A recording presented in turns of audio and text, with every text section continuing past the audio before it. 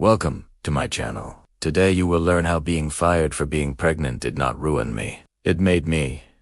This happened to me years ago. Back then, I was a driven young woman working for a reputable firm. My colleagues and I were encouraged to consider ourselves as stockholders and to make decisions as if we were owners of the business. I took this to heart and I gave my all to my work. I was often the last person in the office, and I took pride in knowing that my efforts were helping the company grow. During those years, I sacrificed a lot. I skipped vacations and birthdays to meet deadlines, and I remember thinking, if something happens to me, this company won't care. But I hoped that one day they might notice my dedication and offer me a permanent position. Then the day came when I finally received the offer. I couldn't believe it. They wanted me to sign the papers right away. They said that they had chosen me because I had proven myself to be reliable.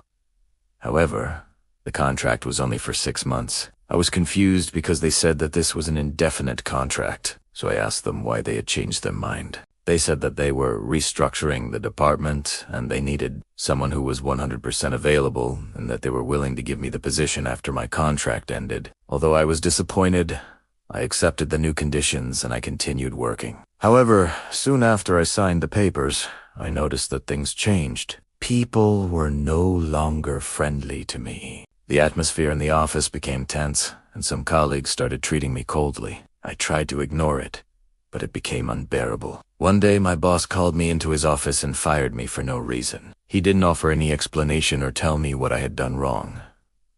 I was devastated. I had given so much to this company, and this was how they treated me. At first, I thought that maybe they were right. Maybe I had done something wrong, or maybe I had offended someone without realizing it. But then I talked to my colleagues and they told me that they had heard rumors that the company wanted to get rid of me because I was pregnant. I couldn't believe it. Could they really fire me because I was pregnant? But then I checked my contract, and I realized that they had included a clause that stated that they could terminate my contract without notice during the first 4 months. This gave me a clue about what was really going on. I knew that I had 2 options. I could accept it and move on, or I could fight. I chose the second option. I wanted justice. I spoke to my lawyer, and he agreed to take my case. He said that they could not fire me because I was pregnant. Throughout the legal process, I felt supported by my colleagues, but none of them wanted to testify against the company. Only one person agreed to speak out, but he did so anonymously. My lawyer told me that, without witnesses, we had almost no chance of winning. I felt defeated, but I couldn't give up.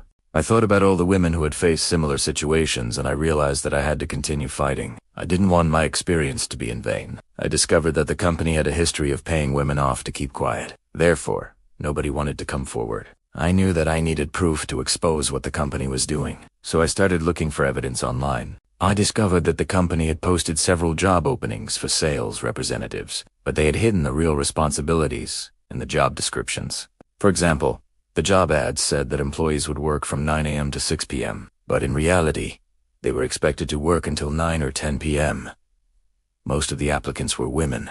They got hired and then they were harassed by male bosses who made comments about their appearance and touched them inappropriately. When the women complained, HR sided with the management. As time passed, these women left the company and the new victims replaced them. I decided to use the information I found to my advantage. I went to the press and published my story anonymously. Soon after, other former employees contacted me and shared their experiences.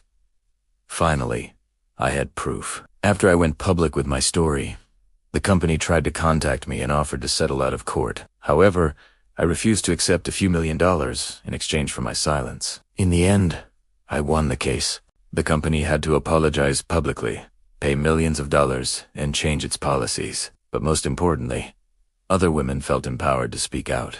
They understood that they didn't have to accept mistreatment and they could fight back. Today, I look back at that challenging period of my life with pride. Although I had to face many obstacles, I never lost sight of my goal.